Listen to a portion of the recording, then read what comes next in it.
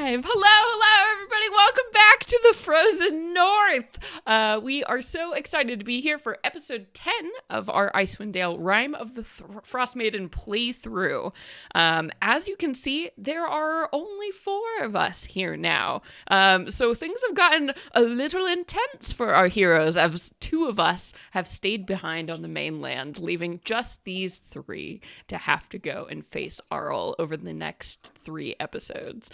So you're going to be seeing a little bit of a smaller crew for those next couple episodes, but once we start out the main campaign, we are going to be adding more episodes of this Icewind Dale playthrough, because you know what, we're all having a good time and we need more episodes to finish the book. So great news, if you love this, there'll be more. So welcome everybody. If you haven't been here before, Icewind Dale Rime of the Frostmaiden is a published adventure from Wizards of the Coast that I had the privilege of being one of the writers for. We're having a really good time playing through this module, but we do like to remind everybody this is a horror-based campaign, which means that you are going to see disturbing themes. We try to update every episode with content warnings specific to this episode, but general themes of body horror, death by exposure, things like that you can expect in this campaign. Also in particular, for these next few episodes, potential children in peril, potential animal violence, these things might come up. So if any of those are, hot button issues for you, this may not be the stream for you. But with that out of the way, let's go ahead and meet our fabulous cast. Hey everybody, my name is Celeste Conowich, and tonight I will be your dungeon master. And I'm Joe. I'll be playing Gob Herkenstone, your North fighter. Oh my god, there's like I know there's only people. Oh my god, I skipped forward 2 in line. Hi, I'm Sage, and tonight I'll be your Furbolg Centaur Druid, Inga Solanin.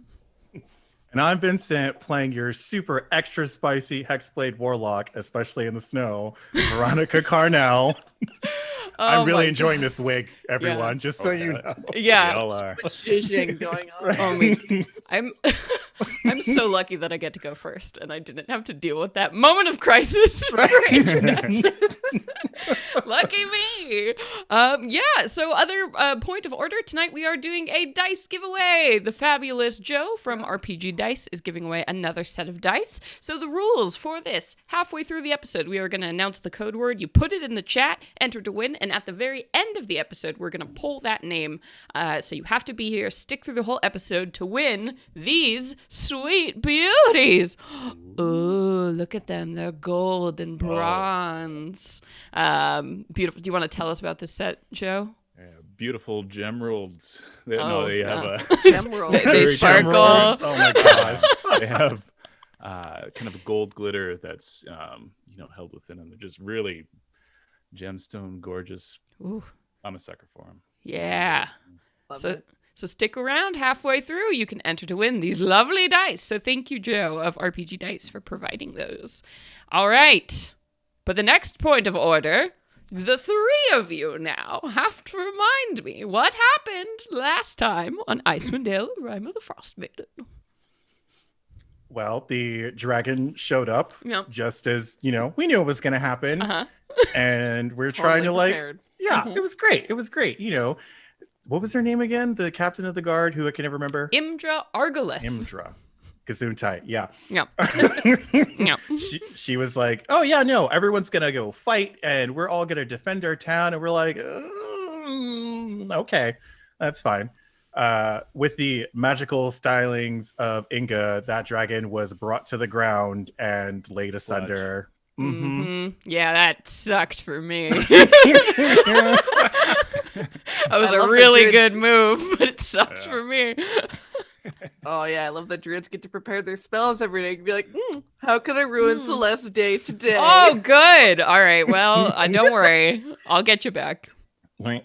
We managed to beat the dragon to a pulp, especially Gob, who delivered the final blow 90 feet up in the air. Thankfully, Veronica was doing her best impression of Supergirl and caught him as he was falling back to earth. The leap of faith. Right? Aw. The arms of an angel. Aw.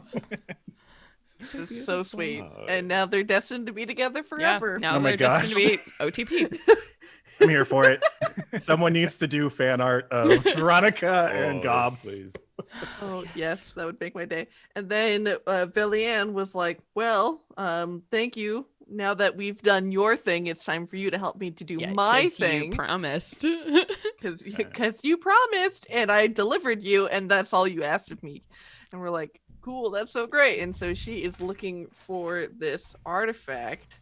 Mhm. Yeah. Do y'all and- remember? The Codicil of White. Yes. Do you remember what that is and why is it important? Book of poetry or something. It is a book of poetry, weirdly enough. But what does it do? Opens a icy crevice. I will go ahead and just read these two little box texts for you. Great. Just to remind you all. So the Codicil, written and guarded by Arl's followers, the Codicil of White is rumored to contain a spell or ritual that can carve a passage through the Reged Glacier, under which the lost city Ythrin is buried.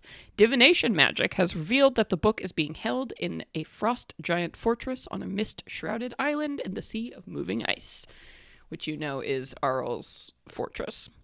Do you remember the second thing? Pop quiz? It was. Oh, The Arcane Brotherhood wants it. And No, the object. The second object she wanted. The Arcane Brotherhood does want to get into Ythrin, which is that buried Netherese city. The second thing. Professor Orb. Yeah, a Professor Orb named Professor Scant. The orb is a family heirloom that was stolen from me by a former colleague named Las Lantimir. The orb has the personality of a scholar and is named Professor Scant. Its knowledge will help us once we descend into Ythrin. So Nass is after the Codicil of White. Find Nass and we find Professor Scant. Were those two little pieces of box text at the very end All there. in the book. There you go. On the hunt. All right. Sweet. So yeah, that's where we are picking up. Oh wait. Well, a little bit more happened, but you all helped some refugees. It was great. You were big damn heroes. Yep. Yeah, so that's where we're going to be starting. You are still in East Haven, which was the town where you made this like final stand against that black ice dragon. And while a huge amount of the town has been destroyed and there were massive casualties, you all managed to fell the dragon, which means that the rest of 10 towns is safe. You had kind of picked up the pieces after this fight, refugees from the other towns that were destroyed had been filtering into East Haven. And Captain Imdra, who is the captain of the guard here, has been leading this effort to, get people medical attention, get people housed, look for missing people. You all had helped out with that, but Villian was there and she said, yep, you got to fulfill your deal now. Let's go. With the whole purpose of this being, she is trying to get into this Netherese city buried in the ice. And she had pitched all of you that if there was any magic or any technology that could end this eternal winter, you can bet your ass it's going to be in this city. So with that, you all had prepared to head out. But Imdra had caught word of all of you leaving, and basically she had approached you as you all were starting to part ways, and she had finally heard back from the other speakers of the towns, which of course are, before this all, you had talked about summoning a council to deal with the Duergar problem. And she now is asking, hey, you guys can't go. We have to send representatives to, talk to this council. So you all had kind of drawn straws and discussed amongst all of you. Yeah. Discussed, yeah. Discussed. So both Xena and Minnie are headed now towards this council to speak on behalf of you all and share what information they have about the Duergar, about the dragon, and about this eternal winter situation. Which leaves just the three of you and Velian, who is not happy that two of the adventurers she's headhunted for this project are now gone, but it is what it is. So as you're getting ready to head out, you left all the dog sleds and everything on the edge of town. She kind of looks at you all and says, well, in terms of next steps, I think we have to head northwest.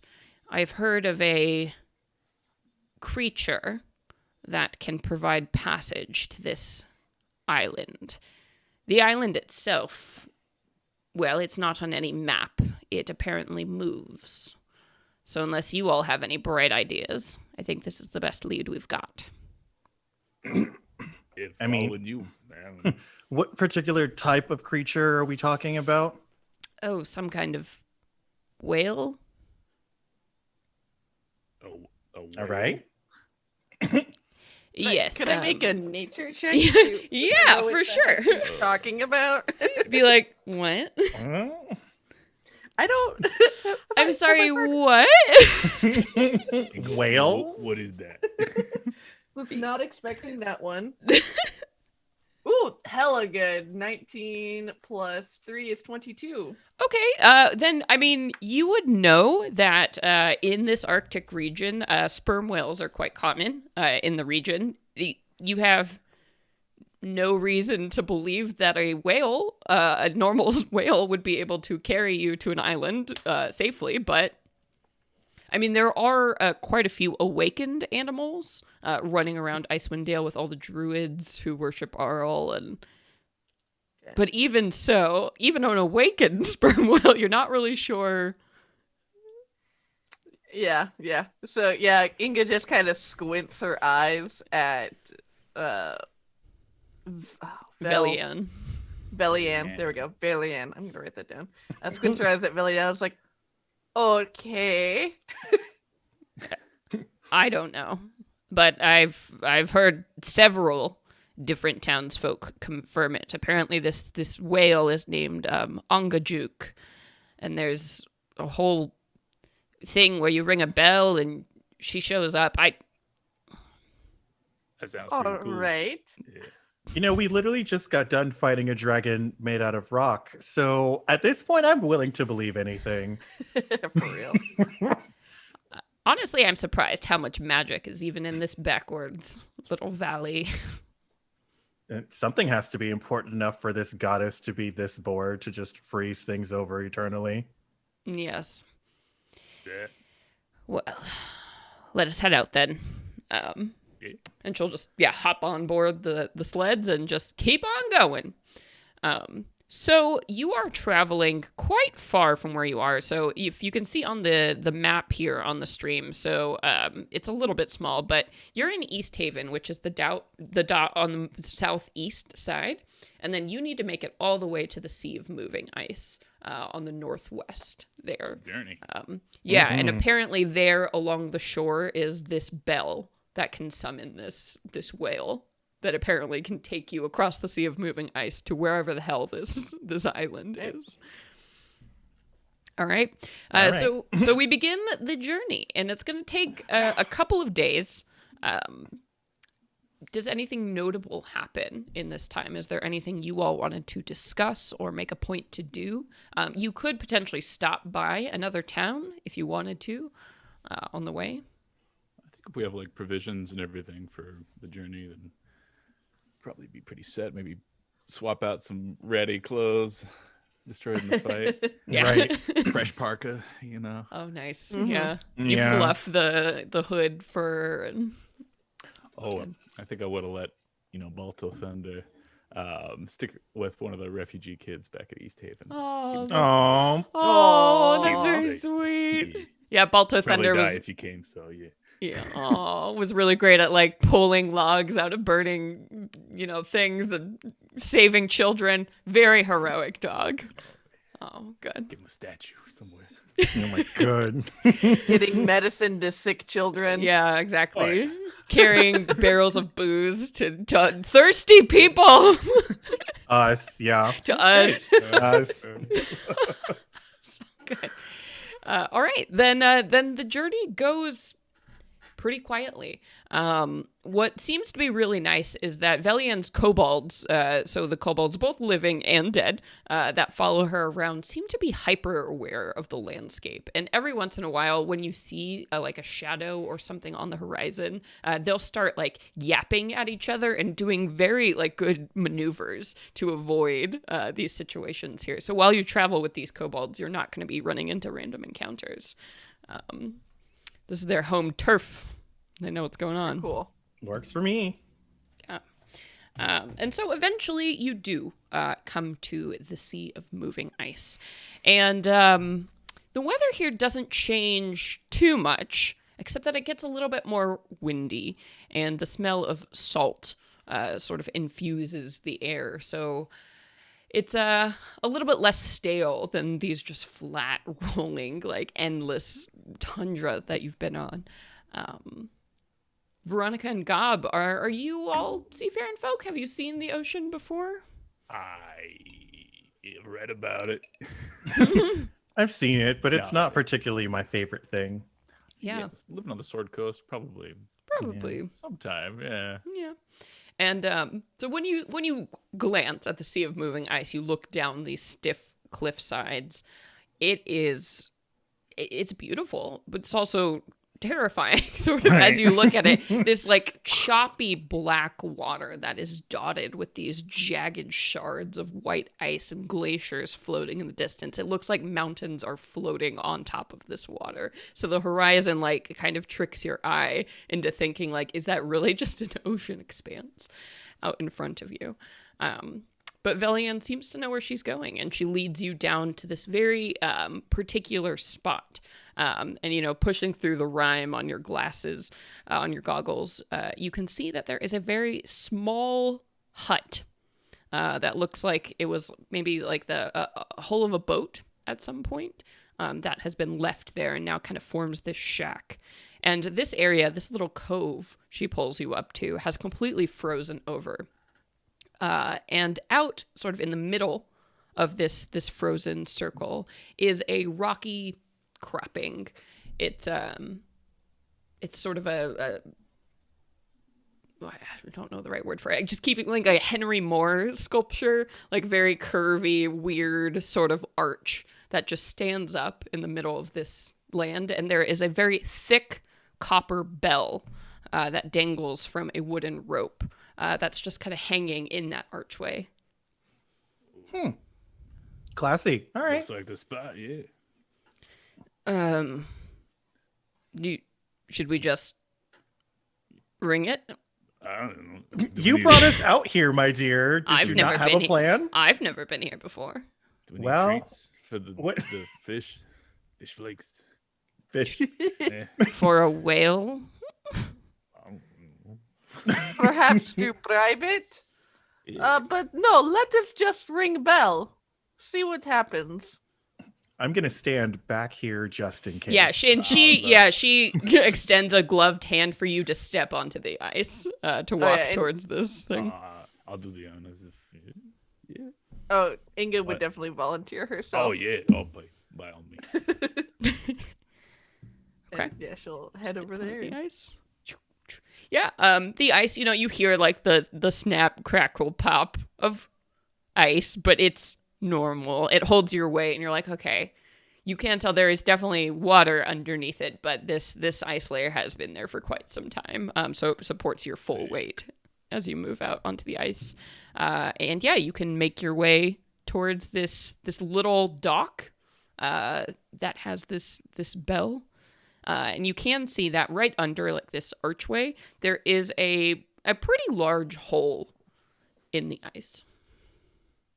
And you see, more of that black water just gently moving. You're doing great. And we'll head over to this bell and give it a very loud and vigorous ring. Yeah, you do, and some powdered snow kind of falls off of the structure around it. And the bell, it echoes and bounces off the ice and cavern walls, and it is loud. And you all, you kind of like wait for your ears to adjust again, and you all are standing there and Calls up. Loud dingling. Hello? What did Velian say the whale's name was? Ongajuk. Ongajuk! Yeah, and you call out and you're Ongjuk, juk, juk. It goes back to you. Nothing happens. You anything? She's gonna take out some smoked fish from her pack that she always has as like rations. She's gonna drop some or toss some into the big hole in the water. Yeah, you do with a little splash, and it disappears very quickly into the black water. Fish flags. I pull out my ocarina and start playing. No. I play the Water Temple song. We all get teleported away. Like, wait. Oh, fuck. I don't want to play some gears. I don't want to do the gears. And She, yeah. Villian will say, do you think it takes a while to get here? Maybe. Yeah. It's a whale. They all move relatively slow, I guess. Well, I'm going to wait in here if that's what we're doing. And she looks at like this little shack and kind of heads over and opens up the door. And walks inside. Gob's All like, right. Well, we rang the bell, so might as well not hang out in the cold if we don't have to. Yeah. Yeah. So the stone cabin, it's a small domed cabin that faces the bay. The bloated door covered in ice and dormant barnacles hangs slightly ajar on rusted hinges. And for those of you who check it out, everything in this cabin is just covered in like thick icy rime. There's a bed that was draped in a knit blanket. Now it's like totally frozen. Beside the bed, there's a small hearth that actually has some dry firewood in it, which is sort of surprising. But other than that, that's pretty much it. It would probably be pretty cozy if everything wasn't frozen because the door's broken. Well, anyone got a way to make fire? I can literally create a bonfire. Bam! Bam! Right, Flint and tinder and all that. right. I have the create bonfire spell. I think. There you go. Okay. Yeah, Boy Scout. You fucking nerd. We have magic. Yeah, book of matches right here. Right? Just like he's like pulling out his box, like getting everything ready, and you just see Inga like tiny fire, just like Sweetie. Sweetie. All right, so what is the plan? Is anybody staying out on the island by the hole? Or are you all kind of crowding into this cabin? What's the... Yeah. Gob would stay out if you're gonna go light their fire, and maybe once he's by himself, we'll give the bell one more ring just because he wanted to do it. You wanted to... You all hear clank, clank, clank, clank, like so loud. Coming from nearby. There's the wind. the wind. Oh, for sure. Right. So, like 10 minutes passes, 20 minutes passes. Anything? After she spends some time getting warm by the fire, she'll head back out to give Gob a chance to get cozy, and she's going to cast Locate Creature. Oh, cool. Mm-hmm. So describe your name of creature that's familiar to you. You sense the direction to that creature's location as long as that creature is within 1,000 feet. If the creature is moving, you know the direction of its movement. And I can pick a specific creature or the nearest creature of a specific kind. So she's going to cast it, focusing on this sperm whale on Juke. Yeah, so how do you think this works? Like, how do you perceive this in your mind? So I think she would draw like a little sort of a map in the ice with her finger, and as like where within like the 1,000 feet of her, you just see this like little scrawled out map of the moving sea of ice. The sea of moving ice, yes. Sea of moving I ice. was like Moving sea of ice. ice. Yes. They were there. All Sea the of words. moving ice. The sea of moving ice, and then she would take like a small pebble and she would like set it down, and like as if the spell was able to like pick up its creation, you would see like the pebble moving through her little map that she's drawn. Cool. That's cool as hell. And so, yeah, as you do, you definitely see the pebble. It's moving very quickly from the ocean, the open ocean, heading towards your location. So you feel like Ongajuk is on the way, and going to be here soon. probably by the looks of it. And she'll call back out towards the little hut and be like, "They're coming soon." Oh, All right. bye. You put it Stomp out out the the fire. fire. Scamper out. Yeah. Villian's like, I'll wait in here till we actually see it. Yeah, you And she's would. like, all of her little kobolds are like stacked up on the bed with her and like sort of cross their arms, nodding fair. at you all. So, and another 5 minutes passes, and Inga, so you're standing right there, and I think you see a little gray circle kind of pokes out of the water from the hole here. This is kind of quickly followed by a snout, and then this kind of shiny head of a dolphin that pokes its head out of the water and opens up its long mouth and goes, "Ah!" I don't understand your dialect, sir or madam. She looks at this dolphin and goes, "Oh, you are not as large as I thought you would be. You are quite small to bring 4 of us and many kobolds to the island." Inga, And then- Inga, and then- Inga. Angus. It's definitely not. It's not. It's not. It's not a whale. Dolphins are whales, Vincent. Yeah. Yeah, that's science. Are It's they? called taxonomy. Yes. Fuck. Dolphins what? are a That's subspecies blowing of my whale. mind, but that's not relevant right now. The more you know. I thought that was just a sick dig, but like, Right, oh like- man, I just Oh. learned. I just learned something. Are you sure you're not a Through bard? it Like all. those are some cutting words. Oh God. He's gonna cast Speak with Animals. Neat. Yeah. So this dolphin continues to go, "Ah, ah, ah," and then it's like, oh hello, are you here to see Angajuk? Yes. Are you a hunter? No, I am a friend of all of nature. Prove it. I'm talking to you, aren't I? Normally, hunters don't talk to food. Oh, hang on. And you see this like dolphin head dips down below the surface of the water. Put you on hold. Mhm. And then it pops back up like 30 seconds later with a second dolphin right beside it. And that dolphin God. goes, "Ah!" You bring up What a the hell is good going point. That's pretty undeniable. But what about your friends? At this point, Veronica is looking over at Gob as all she's hearing is just like, Like the clicking, yeah. What the hell is Screeching. this? Right. Inga, what I want. And so she'll say, "Well, if they do, and they assure you, people do not like eating dolphins. They are not tasty. If anything, we would hunt fish. And if that is a problem, then I will tell them not to do it." Oh, not for us. For Angajuk. Big hunters, harpoons. Oh, no, we have no harpoons. And the dolphin seems to consider you, and it narrows its little beady eyes. It has to kind of turn its head to Right. do it. It's like, And the other one will do it too.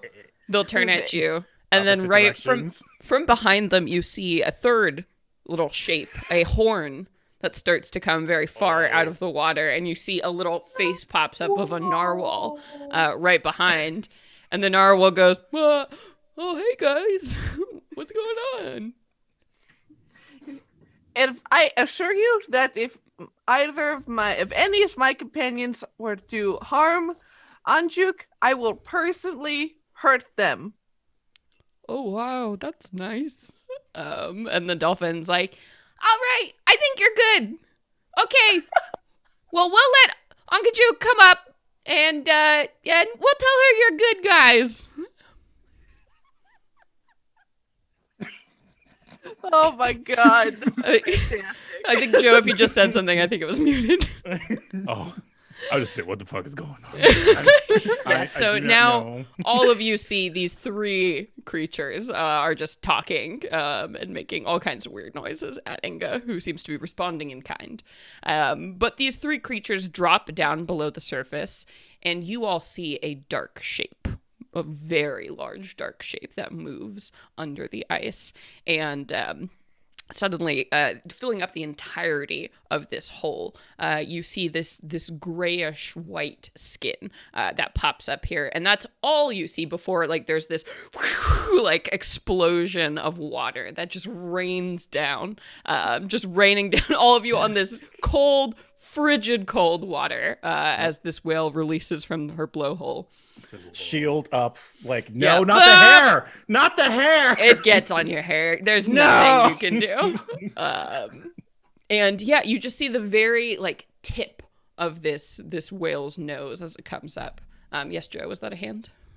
Oh, I guess I would shout, hey, Valiana, rides here. You hear from inside, and she starts to collect herself. And this creature kind of has to shove her head like just so she can get her mouth out of it. This creature is huge. As she says in common that all of you can understand. Shit. Hello, travelers. Whoa. I am Ungajuk. Did you ring my bell? Yes, Hello. thank you for coming. Yes. This is my agreement. When you ring bell, I can take you where you need to go, provided you're nice people. Oh, yeah. Inga. He's got childlike wonder. This is Yeah, this whale talking to you through the ice. Veronica Inga is trying gives really a- hard to like not show her face because she is dying of laughter at this like large creature, which she didn't know could talk in the first place, but she's like, whatever, some wolves talked to us earlier, it's fine. Yeah. She's just like, yeah, no, we're great, everything's fine. Well, where do you need to go? Go. we want to go to the Oral Island, if that's a place. Yeah, we all want to go there. Right, I was like, We love it there. it's kind of spicy, yeah. It's Grimskala Oh, that's what it is the name of the fortress. You don't know the name of the island. Just Oral Oral Island Island. from now Yeah. on. Yeah. Angajuk will sort of blink slowly and go, "Do you mean the Isle of Solstice?" the one that moves, I guess. Yes. Angajuk can take you there, but Angajuk is very hungry, and it's a long trip. Oh man. Oh god. I don't know, are kobolds edible? Yeah. Angajuk does not like kobolds. Mm. Angajuk is hungry for... and kind of considers. Right? In and out. It's fine. One moment.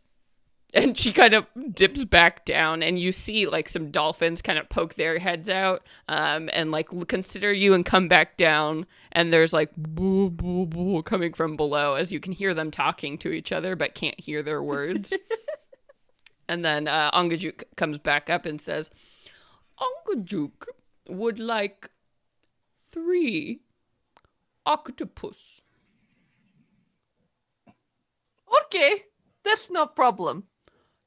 Octopus are tricky, and Angajuk can't get them. They hide in rocks, but they're very tasty. If Lot of you ca- give Right. Angajuk 3 octopi, Angajuk will take you to the Isle of Solstice. Gotta go fishing. Okay. All right. That's fine. Yeah. Mm-hmm. Ongajuk will wait below, but let dolphins know when you have octopus, and they will get me. And with that, the great whale goes back below the surface and then goes away. And Velian's like, you really made me come out here for that. Oh, Listen, madam. It's yeah. fine. We have a task that we need to do. Go back inside before you catch your death. She's already heading back in there when you're saying that. You see Veronica, like her axe just appears in her hand as she's like slowly walking to her, like. So, you have been tasked with catching 3 octopi. Inga, you would probably know that octopi are something that you can fish for in the area. There are probably some here if you do have fishing equipment or some way to swim in the water. You know that octopi hate light, so that will scare them away if you have any bright light sources or anything while you're fishing. But I mean, you can probably catch them. I got some rules. I got some fishing rules here. Some fishing rules. Oh yeah, we going fishing. Hell yeah. I assume you would probably have fishing gear, being a native of the region, Inga? Yeah. Oh yeah. They're definitely a fishing people. Yeah. Normally around the lake, but you know. Well, like sometimes in winter, like that's the only food, you can get. Okay, sweet. So we all gonna do some fishing? We got some fishing tackle. Let's go. There you go. Cool. So weirdly enough, in this book, there are fishing rules that were specifically made because knucklehead trout are such a huge deal in Icewind Dale. So this is how fishing works in this game. So at the end of each hour spent fishing, the character must make I won't tell you, a wisdom survival check. A failed check indicates that no fish is caught during the hour. If the check succeeds, then we go to a strength contest. So that's going to be what it is. So who is fishing? Is everybody doing some fishing? I have never fished before in my life. I don't know. Nope. Is there spear fishing? Like, can I do that? I'll give conjure you up a some spear. spears? I'll let you do a spear, and we'll do the same rules. Why not? Yeah, that'd be fun. All right. So Gob, you just don't want to try. I think he's ultra intimidated by a big By the big body whale. of water. He Yeah. doesn't know what an octopus is. Oh, Oh. sweet baby. Probably like it's a water cat or something. Yeah. Literally just beat up a dragon, and he's like, no, I don't know what an octopi is. I'm scared. Like, That sounds boring. I don't want to do that. No. Yeah, it's boring. No. oh no. He'll like make a fire. Well, I guess it's too a bright light. Can't do that. I mean, because they have to be out on the lake and like look for ice holes to fish. So if you want to be back at the cabin and keep a fire going there, that's totally fun.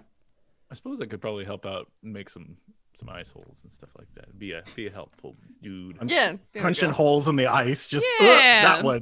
that one. Okay. So Inga and Veronica then, you get situated with your spears and with your hooks above ice holes that Gob has made for you.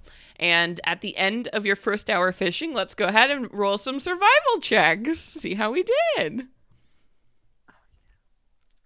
18. Okay. 17. Okay, so both of you managed to get something. So after like staring at the surface of the water for what feels like forever, finally you start to feel something tugging on your respective pieces of bait. So at this point, let's go ahead and start with you, Inga. I'm gonna need an athletics check from you. I actually have proficiency in that. Natural 20 plus 3. 23. Oh my God. Yeah. So for my octopus, I rolled a 3 and it gets a -3 to strength. So I got a 0. Oh no. Here. So what does this look like? The most fucking aggressive fishing experience ever. You see, like, as soon as you say like the slightest tug on the rod, all of a sudden you see she just like reels it up really quick, and you see it like just bend super hard, and then she basically just like yanks it back with such a huge amount of force. Yeah, this octopus goes flying. And this is not like a small octopus. This is a great, like, sized octopus. So it just splatters, like, on the ice. And you see it. It's starting to, like, try and pull itself away back towards the hole. She pounces on it immediately. Yeah, so you're fighting. This octopus is, like, slapping you, and you're, like, slapping it back, and you're struggling with this octopus on the land. And Veronica, let's go ahead and roll your athletics, shall we? Oh my god, these octopus. 16. Yeah, okay, all right. I got a 1. I rolled a 4. Oh, no. Minus 3. What the hell? Apparently nobody has ever been fishing here before. These octopi have no idea. They're like, this seems awesome. Right. Just like sitting there, and this like pretty like shimmery like spear just goes flying through the water and like impales it. Yeah, And it's like ah! right. You see a cloud of ink like sprays out as this octopus is so startled as it comes out of the water. Oh my god, yes. So what are you doing with your 2 octopi? Maybe Gob, are you babysitting them while they... Yeah, I think I'd be trying to wrestle them. Probably. Okay, good. Yeah, you're just good keep at them that. Alive, and it's, Yeah. it's all tentacles and all. Okay. grunts We and gotta kill struggling. them. Yeah. Oh, okay. Yeah, then I'd do my best. I mean, Got maybe it. she wants them alive. Yeah. punch the rubber. But then it's just gonna swim away. Right. I think They're 2v1. tastier. It's tough. Yeah. going for Okay. Gob, Yeah. so- You got him. You got him. So you hand him off to This is Gob, hell. and you return to your respective fishing spots to try and get that third sweet, sweet octopus to get this deal sealed. So go ahead and make survival checks. Somebody in chat. Oh my God! What is that? Another 20? I heard. I hope you burn them all. Yeah, I hope you burn them all here. Oh god. Yeah. That's great because I rolled like a 3. So So Okay. a total of 27. Jesus Oh. Christ. King All right. Octopus. 6 more octopi raised from the So ocean. Inga, roll me that strength athletics. Watch me get like a 1 now. That would be hilarious. Right. It's the Octopus Revenge time. Hulu's head. just pop out. You rolled a 1. Oh no. Okay. So I think, oh my god, so you catch this octopus, but you lose the contest against it. So I think you pull it up, and you see that this octopus isn't on your hook. It's like wrapped its body around the thread here. So as you pull it up, it like looks at you and kind of blows out its tube and then just smacks you with its Whack. tentacle, like slaps you across the face, and it drags as its suction cups just hit you. Oh my god. so- So many suction cups. You're So many suction cups. So it got a 19 to hit. Does that hit your AC? Yes, it does. Oh Alright. god. So you take 1 bludgeoning damage, and the target is grappled. So the octopus latches onto your face, and it's like climbed up there, and it's not letting go. Perfect. You fell into my trap. Ah! This octopus, it still keeps like smacking at you. It's clearly like, nah. Yeah, she like basically throws down the rod, and she like hugs it back to be like, "You're not going anywhere, fucker." Oh my god. So you have 3 octopi now. Right. So you preparing them. How could you? yeah. Oh, yep. Oh. Yeah, a little dolphin will pop up out of the water and go. It's- Get the whale. Inga's Get the trying to, whale. like, Get the pull whale. this octopus off. Yeah, and Ongajuk, the dolphin will disappear, and Ongajuk will pop up and go, "Oh, delicious!" and just open up her mouth really, really wide, and it's just frightening. You know, very, very Pinocchio moment as you're staring down the throat of this gigantic whale. Oh yeah, huck it right down there. Yeah, Rip it out. Yeah, rip them off and yeah, It's like a little fling if I beach- can. yeah. Toss them into the pit of doom. Right. Yeah, and Ongajuk closes and goes, nom, nom, oh, nom, nom, nom. Oh, it's like listening to someone chew gum. You're just like, hey. Like You're like, bubblegum. ah, You're like, yeah. "Ugh." It's and Ongajuk goes, okay. Yeah. Climb on board. Let's go to the island of solstice. And Right. her face disappears, and you can see her back goes flat up against the ice hole, so you can just step up onto it. Belly-Ann, come on, come towards the light, Belly-Ann. She's making Double her time, way come on. across the ice, and she kind of looks back at the sleds and is like, ah. But all of her kobolds follow her in a line across the way. Take some provisions. Don't leave anything that will get your sleds destroyed by a pack of hungry whatever may come by. Honey, I know how to survive out here, but thanks for the unwarranted advice. Mm-hmm. Yeah, so you all just want to step up onto the swale. It's very clear that she's just going to sink into the frozen water immediately after. Oh, it's gonna be cold. Oh, it's gonna be cold. Okay. Hop on the back. And Try not to think about it. Rubber or whatever. All right, yeah, and you do, and as you see it, you actually see that strapped to Ongajuke's back. I forgot to describe this, but there is like a leather saddle, sort of. So you're not just standing on her slippery skin. Someone has like put this nice kind of padded platform on top of her. Kind of like the Avatar. Yeah, Appa. Appa. Yeah, it's Yeah. really it's definitely an Appa situation as you're looking at it. So you all step on board, and you hear a boop boop boop. You think she's saying something, but you can't hear her from up above, and you begin to sink. And as you do, you disappear, below this ice line, getting lower and lower, and you all kind of like, brace yourselves for that icy cold water to flood across your feet and up. But it never comes.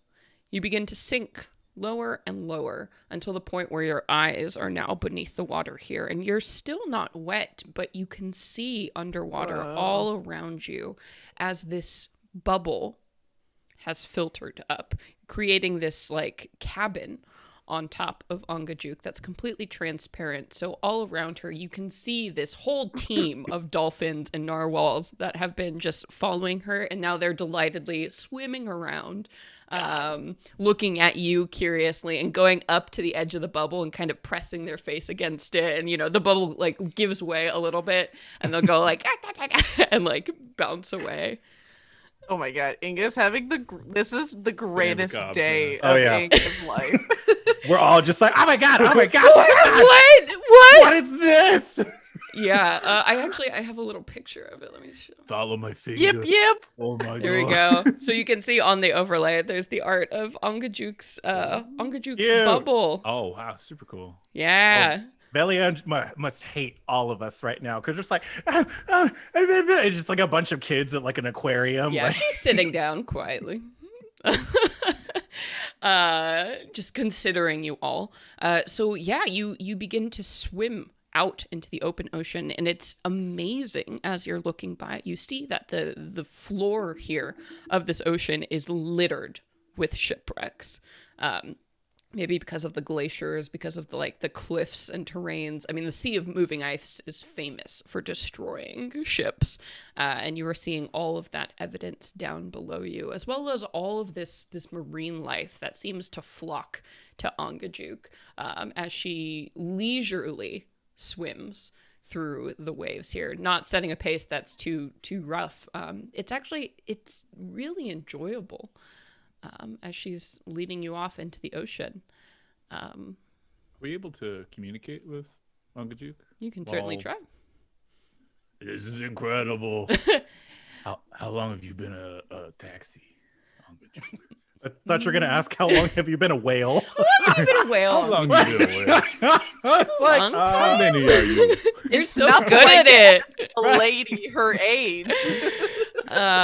And Ongajuke says, and you can hear her, and it's not through the water or anything. You can hear it like she's right next to you. So maybe something about the magic of the Whoa. bubble allows her to communicate with you. And she says, I've been helping people since Onga died, and that was some time ago. Who is Anga? Oh, she was my friend. She was the one who made it so I could think and speak.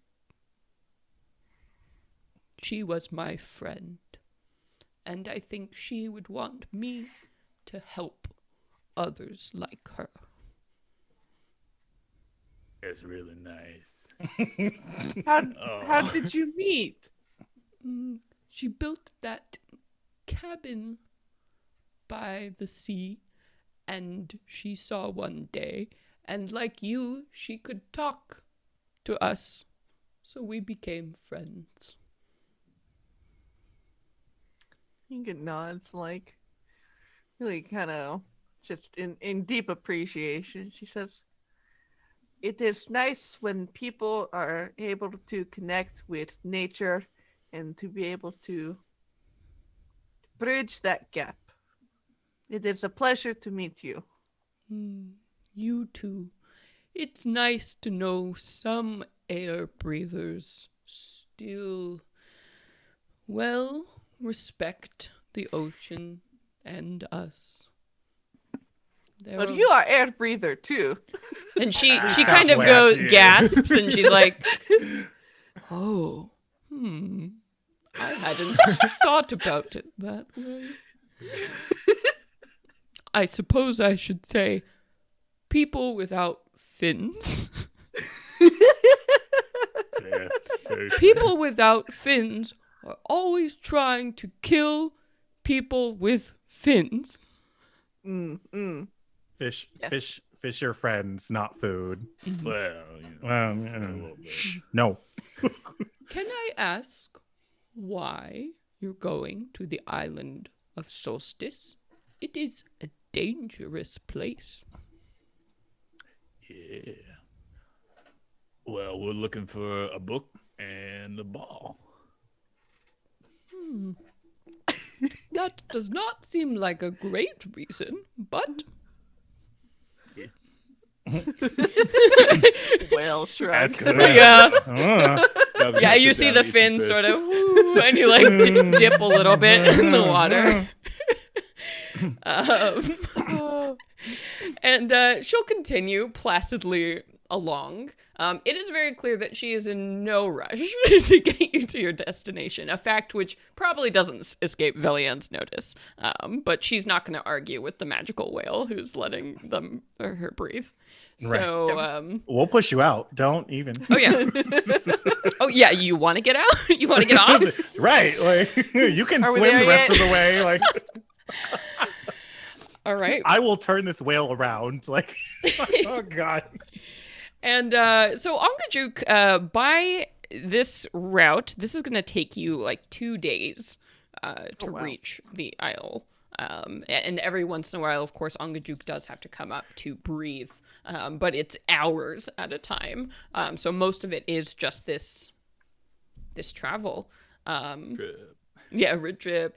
And Ongajuk, you think she is taking time to be like an underwater tour guide to all of you. She takes you by like a really cool boat that she's found before that some gnomes built. That's like an enclosed boat. So she shows you like a gnomish submarine that you go by that's crashed. And she takes time to show you this large stone statue that is partially sunken into the ground, and she'll show you like this beautiful like ice flow that looks like a castle under the water that has this like gorgeous fluorescent neon plant growing out of it. Oh my god. Yeah.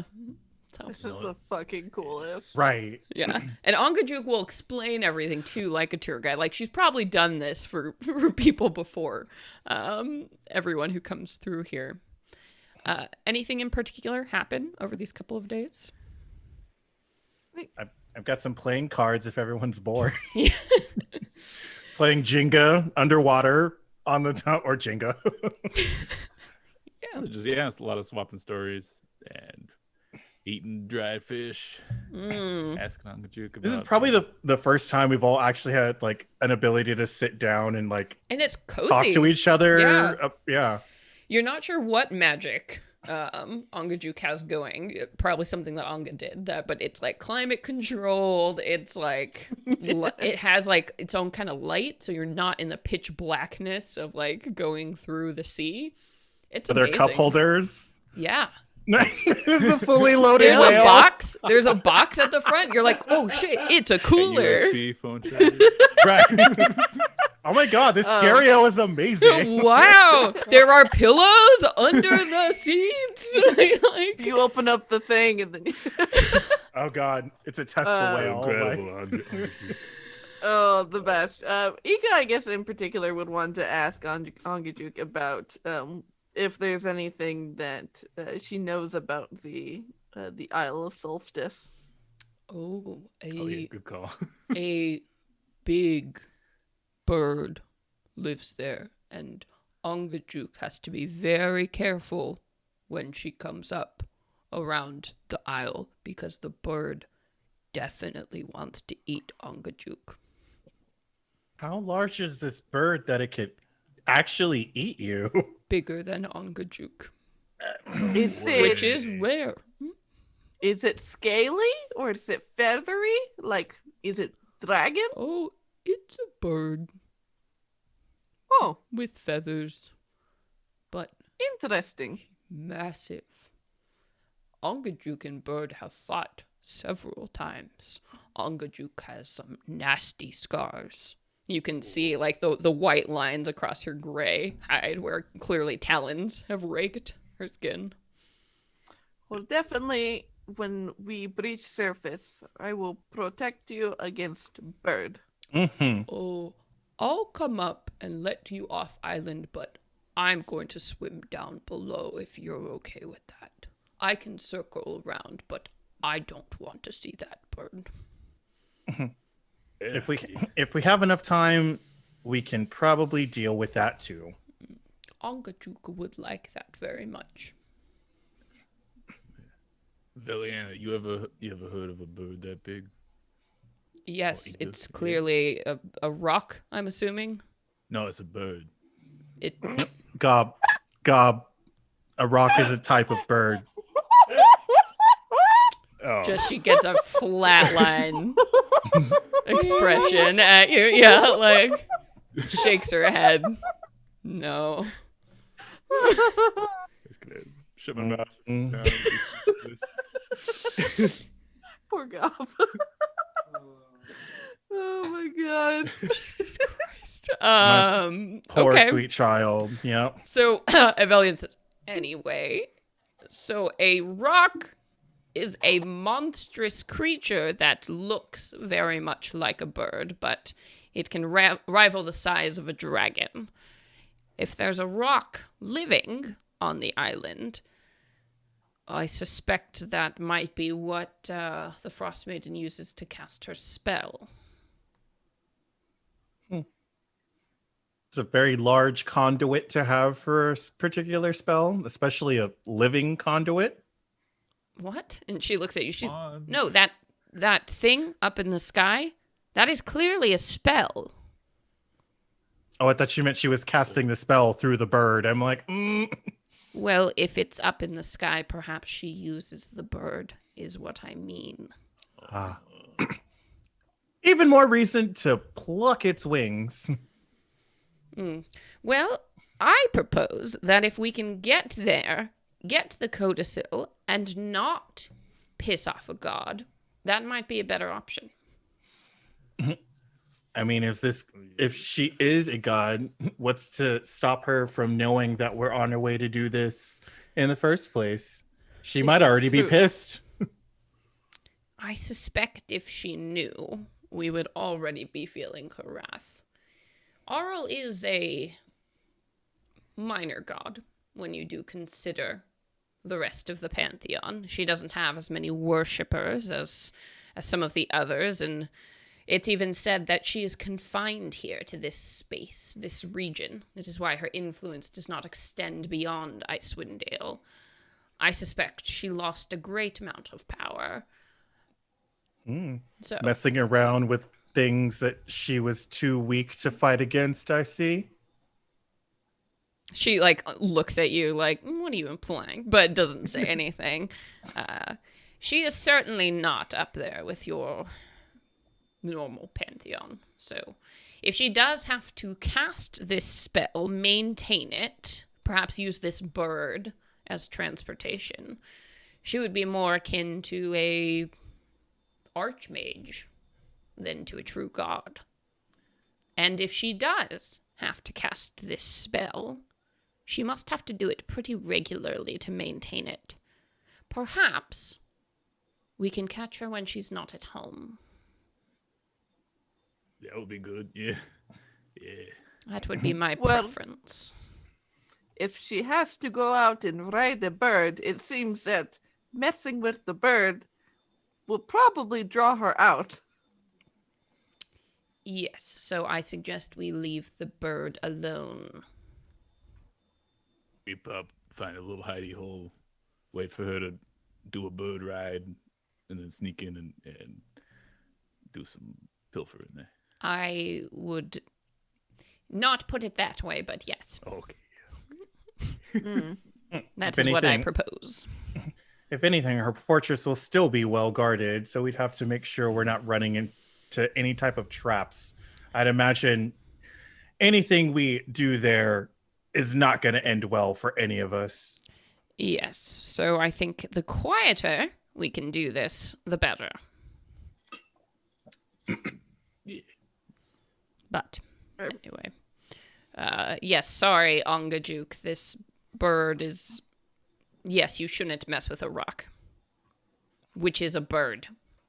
Looks at Gob, I know. and Ongajuk goes, I know.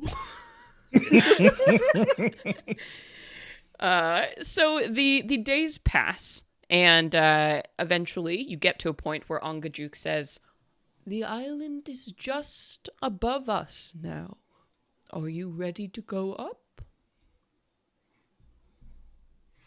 Yeah. Let's go. I will circle around the island for 2 days, and if you are not back by then, I will go. How do we don't have a ding-a-ling. How do we... If you come back to this spot, drop something in the water, I will have my dolphins look out for your signal. Okay. This is the signal. Right? Oh, Classic. Yeah. Empty glass. Yeah, we're gonna drop an empty glass down there. Rita, so if that is amenable to you all, then Ongajuk will rise to the surface. It works. And you can see here that as Ongajuk is coming upwards, you can see that the island itself, now you're looking at the bottom of it, and it is this huge glacier that comes to a point kind of at the bottom here, and it's not insignificant, maybe a half mile or so, kind of circular shaped, but you can see that there are branches that reach out as you get more towards the surface here. And the island isn't tethered to anything. It is a floating mass, so you can understand now why it moves, because it's a floating glacier. So as you come up to the surface here, towards this little hole in the ice, the cold suddenly meets you as the bubble drops and Ongajuk raises you up here. You've been in this very nice, comfortable environment. It's probably the warmest you've been since you've been in Icewind Dale, and now it's just like the frigid cold and wind immediately hits you.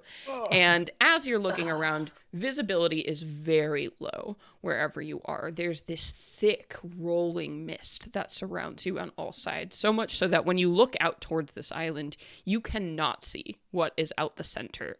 The thick fog just obscures everything, and you can't really even see the ocean where it extends beyond you, so you're kind of flying blind. But where she has deposited you, the fog through which you've been traveling thins enough for you to see 50-foot high cliffs of solid ice ahead. Jutting out of the water off the coast are the bare, weather-beaten masts of sunken ships.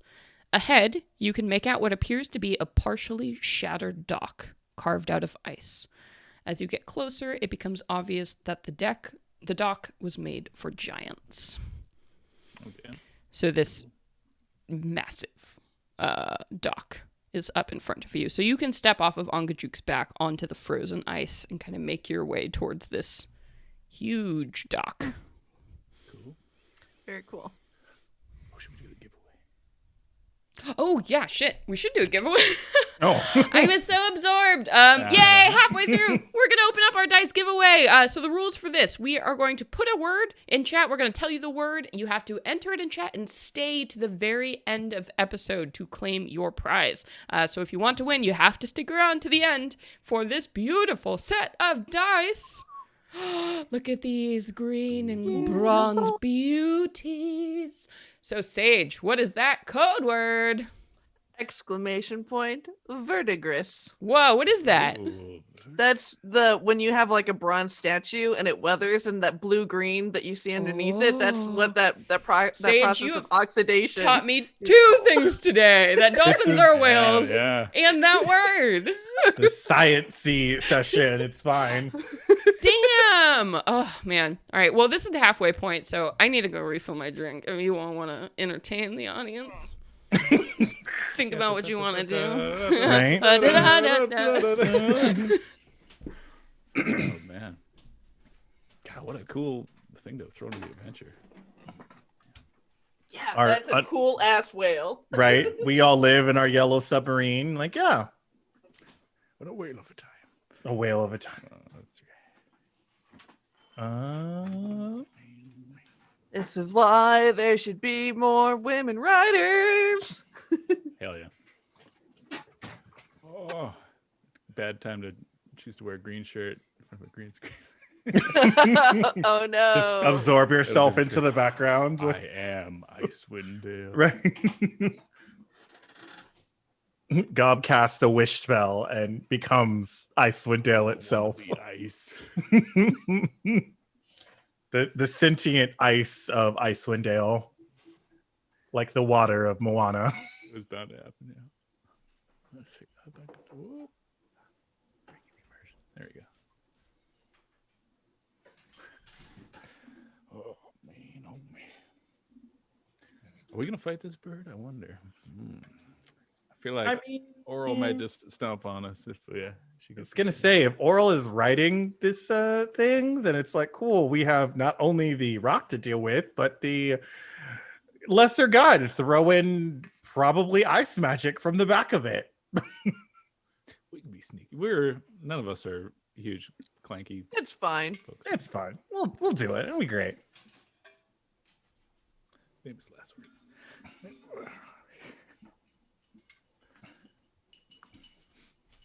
Oh, yeah, no, this is a large bird.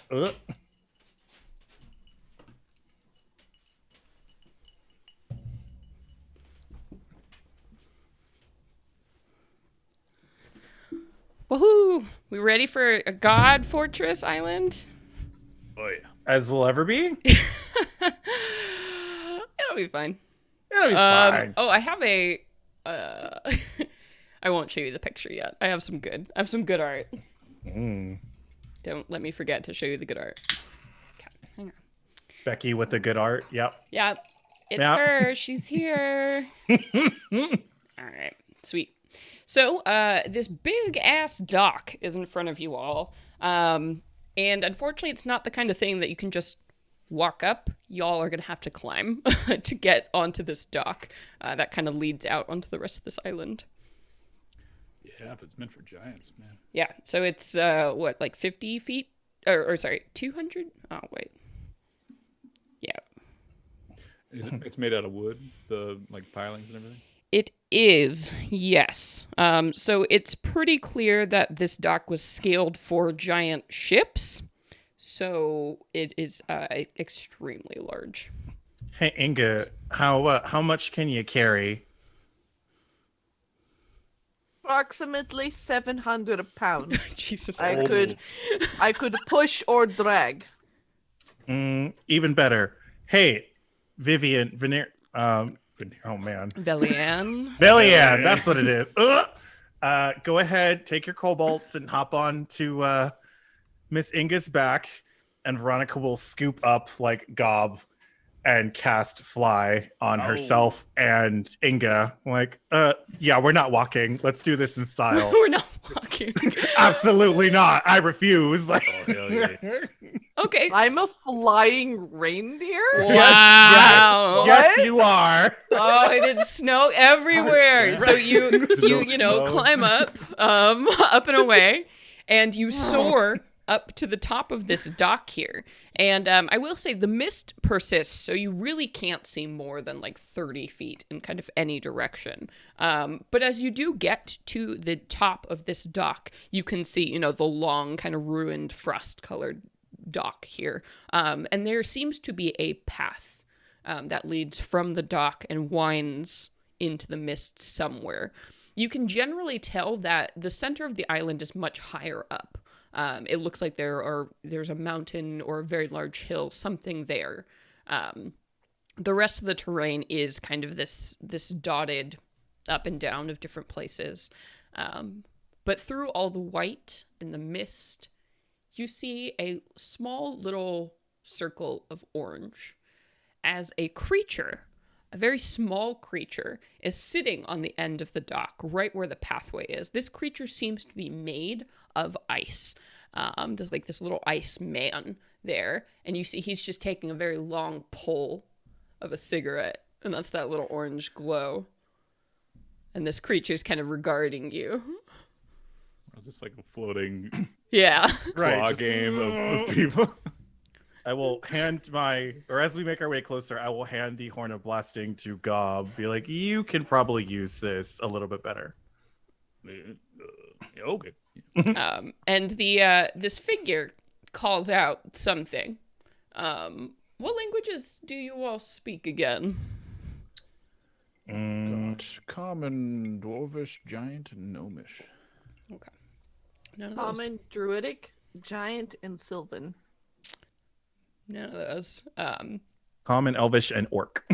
Yeah. So this creature is speaking in this this language. It sounds almost like whistling air. That it Damn, I is. knew I should have taken primordial. It is saying something to you, and you can tell it ends in a question as it kind of looks at you all and then like takes another drag of this I see cigarette. R2D2. Oh, we can't. Oh. As we all, I guess, land, Veronica will look over and be like, Miss Thing, do you have a way to communicate? Let me look at my spell list. Oh, look, Cast I do have languages. comprehend languages. I'm gonna need you to cast that post haste. Thanks. Hey, cool. Okay. I'm gonna go ahead and say I'm just gonna you normally can't cast this on other people, but I'm gonna cast this on someone else. So who wants to be the one to comprehend languages? Give it to me. Okay. Ugh. She looks at you and she'll like kind of tap you. We're both just like. Okay. So she casts comprehend languages on you for 1 hour. You can understand the literal meaning of any spoken language you hear. Got it. So you can't speak it, right? Yeah. That'd be tongues. That would be tongues. Yeah. Yeah. No. Okay. So you can't speak it, but you can understand what this creature is saying. It's like, hey, do you need a tour guide?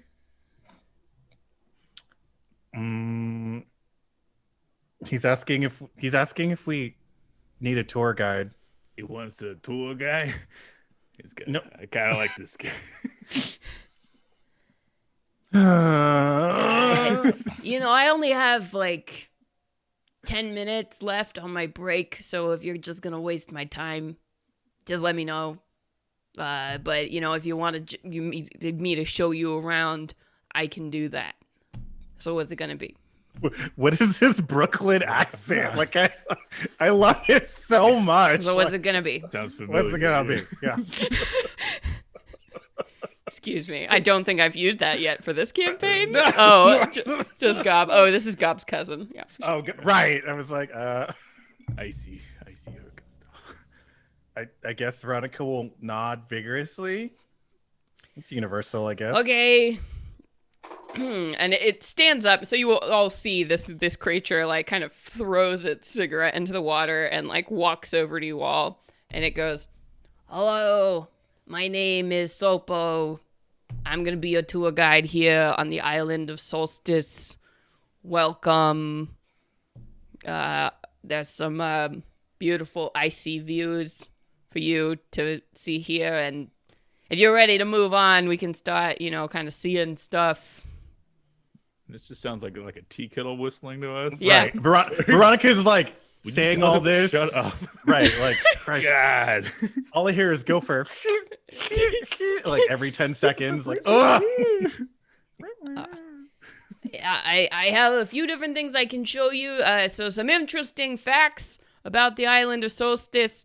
The shipwrecks that surround the island, they are full of loot, full of treasures, just waiting to be claimed. Also, the last ship to visit the island crashed off the coast of the island's northwest arm. There was one survivor who managed to pull herself out of the frigid water and climb to the top of the island, but she died. So we could go see that body. Or the Frostmaiden, she's famous for making ice sculptures. They're all over the place. I bet. One would weep at the very sight of them if it were not so cold that the tears would freeze. So At the Frostmaiden comment, like Veronica's like furiously shaking her head, like, are you translating all of this? yes, like I'm doing it as he's saying it. and Yeah, I'm like, I don't. So I think Velian, actually, hearing that about the last ship to visit and this dead person, will kind of like clutch at your arm in a way that's like randomly very scary and strong. And she'll be like, maybe that's Nas with the orb. The all forgotten. Nas orb. Oh, Nas- the doctor orb. Yeah. With Nas the professor. Lantamir, Oh, Professor Orb. my rival who stole the Professor Orb, which is one of the two things we need to get back before we can get into Yithrin. Yeah, we remember. We'll point at this creature and we'll motion first, and then yeah. What's going on? Why is she pointing at me? Who looks at Veronica? What's What's wrong with you? God's gonna like hold out his hands. Like, bud. Is the bud? Oh my God, what's wrong with you? Is your brains have frozen? He's gonna just like try to whistle a little bit. like whistling at this thing.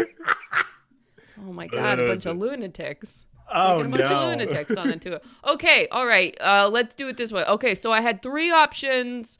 Number 1, we want to go look at the shipwrecks. That's number 1.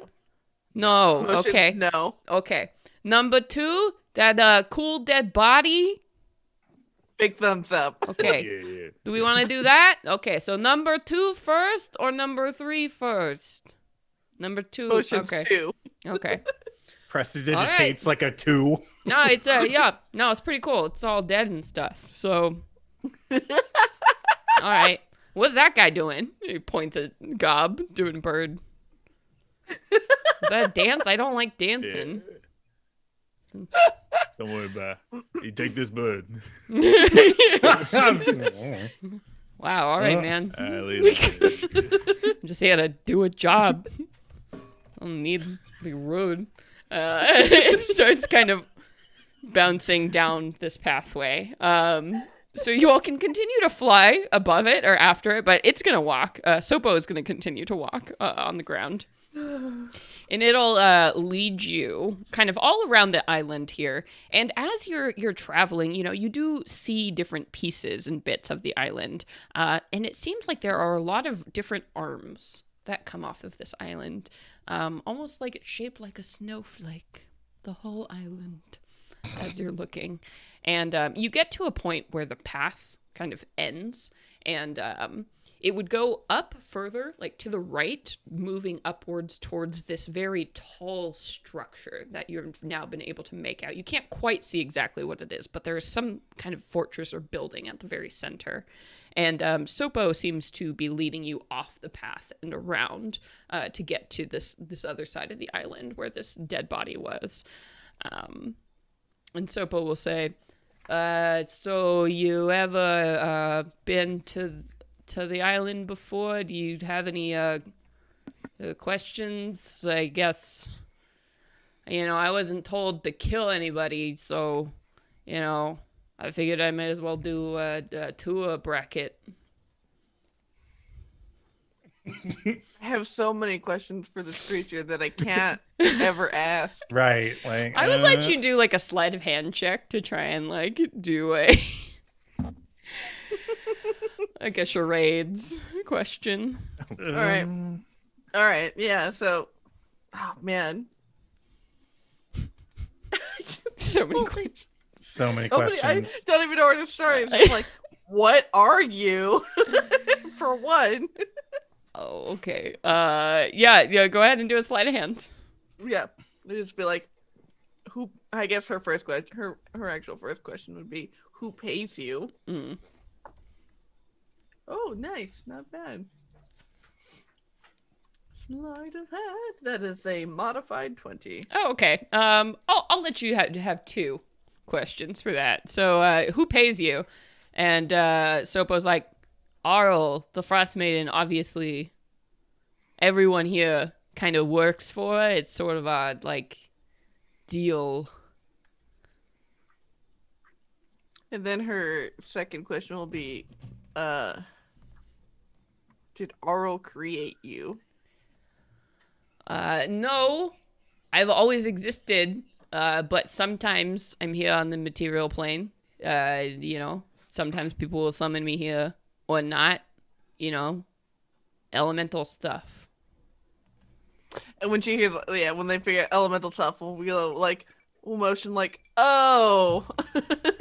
Yeah. Oh. All right. You starting to get it? So weird. You all can't talk. It's like a whole group that can't talk. Yeah. You like cut out your tongues. It's like what? What? Oh. She'll open her mouth and show her Wow, tongue. I don't want to see that. It will gesture like making like the no symbol at her throat, like no, like, and then we'll say like motion to her ears and then point at him like can't understand you. Oh, all right. That's weird. Don't speak language. All right, Try that's to, fine. try to gesticulate and get my point across that where does Oral have like where does she keep her treasures, or does she have like Where the good stuff? wealth or Yeah. items, something like that? Yeah. What Try to super treasure? easy to- get Yeah. that Go ahead point and give me across. a sleight of hand. All right. Sleight of hand. And, +2. Point to some gold coins. Yeah. Right. Bye. You got a 2? 5. Oh, okay. Uh, That guy scares me. I think there's something wrong with him. Wow. really watch out. yeah, Like no, it's fine. Yeah. All right. Well, thank God we're sort of here. And he kind of waves his little hand outward. And it just looks like this bank of snow, kind of on the outside edge. But the more you look at the area, you see something sticking out of the snow. Something small and like black and shriveled that seems to be holding an orb of some kind. Hang on, I got a picture for you. Pictures. Actually, okay, I should read the thing. Half buried in snow, near the edge of a bluff, is a humanoid corpse clad in cold weather clothing. Clutched in one of its hands is an orb made out of smoky gray quartz.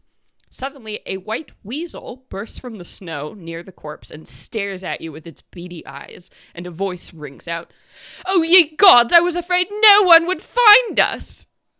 The sound isn't coming from the weasel, but from the orb. Hurry! Hello? One of you, get me out of here! What was the name of Minnie's weasel? Perf- It was a fox. Oh no! It's like, Minnie, is that you? She had fox. Very different. Yeah. No, this must be Professor Scant. Yes! No. Yes, it's me, Professor Scant. Please, quickly, get me out of here. I'm in a dead woman's clutches. Scurry on over. All right. Wait. Yeah, and you do, and Velian runs after you, Inga, and is like, "He's Professor Scant. I'm sorry, this is mine? Can I have it back?" Inga will hand it to her. Yes, thank you. The orb or the weasel? I don't. The orb. Oh. Oh, I was like, which one? No, the orb. You do know, I mean, Velian told you that this orb was stolen from her. And Velian will look down at the corpse and at the weasel sitting on it and go, well, it looks like we don't have to worry about Nass anymore. Clearly. Inga will open her arms in like a welcoming gesture to the ferret. Yeah, and the weasel kind of looks up at you and like bares its teeth. And Little piece of fish out and like, hey, come here, little buddy. yeah, and it's like, and Come Velian on. says, Yeah. that creature, that's a familiar, dears. It's not going to respond like a normal animal. She must Why have is died. it still? I don't know. It's weird that her familiar is still around if she is dead. Normally Right. magic stops after you are dead. Unless she is not dead. Poke. Yeah, so you can go ahead and poke. And as you do, yeah, you have the axe out. Just like poke it, yeah. And there is suddenly a very frosty chill that fills the air here. And floating like immediately behind you, Inga, I think Gob and Veronica, you see it first, the ghost of a woman in the same outfit that you see lying in front of you here, staring at you through these kind of smoky goggles. And she raises out a hand and says, You will help me find the Codicil. And I'm going to have, let's see. Let me just pull up a stat block real quick. That's where we're going. How did you know? Great, yeah. Weird. Inga, I would like you to make me a charisma saving throw, please. Oh, I'm so good at that with my 8 charisma. You poked it. I sure did. Sure did. It's what I do. Oh, God. Oh, 18 minus 1, 17. Okay, so this ghost flies at you and into your body, and you can feel her trying to possess you, trying to push your mind out, but with a shriek, an ungodly shriek. She's expelled by your own will, and she kind of is floating over her corpse and says, No, you must help. We must get the Codicil and kill Velian. And she points, and Velian is like, so even in the afterlife, you're just a total bitch. Is that the deal? And Nass is like, you are the bitch. You. Like, pointing at her. It looks like you can't make You- friends even dead, alive. You're just that person. If anything, I'm on the side of the ghost. Can I You roll are a- welcome to haunt Velian. That is not my place to say no. Velian says, really? I've helped you out this entire time. You want a ghost that possessed you? You think is more worthy than my experience? Truly? Oh, no. Oh, no, ma'am. Our aspect was to get here, find this orb, which we did. So, And the consider book. that. That's fine. We don't both of necessarily them. need you. Can I roll an insight check to see who's the bigger bitch? Yeah, sure. Which one of you is the bigger bitch? Ooh, Oh, 5. That is a 2 plus 0. Yeah, you're looking at him. You're like, Even. bro, I don't know. Because, well, Even honestly, Steven. I mean, Velian, she hasn't really done anything wrong to you at all. She hasn't slighted you, really. She didn't seem to care very much that 10 towners were dying, and yes, she does seem very focused on her job, but she hasn't done you dirty. Whereas Nas, the only thing you really know about her is that she stole something from Villian, or at least Villian said she did, and then died here. So, they both seem like they have had grudges with each other for quite a while, based on the way they're like eyeing each other right now. Fair enough. Let them fight. Velian says, "Listen, Nas, sorry, but you're dead. You really can't handle this anymore. And it seems our friend here threw you out, and you know that you won't be able to possess me as a necromancer. You're just playing with fire there.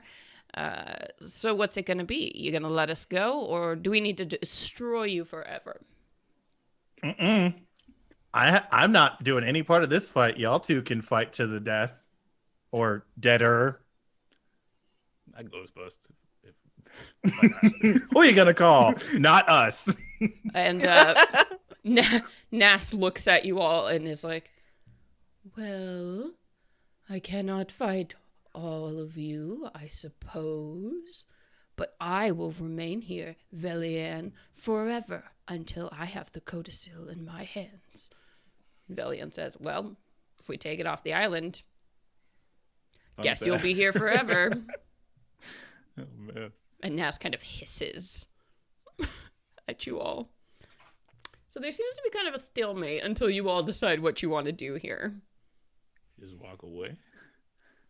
I mean, isn't there an aspect about destroying the corpse to send a ghost to the afterlife or some junk?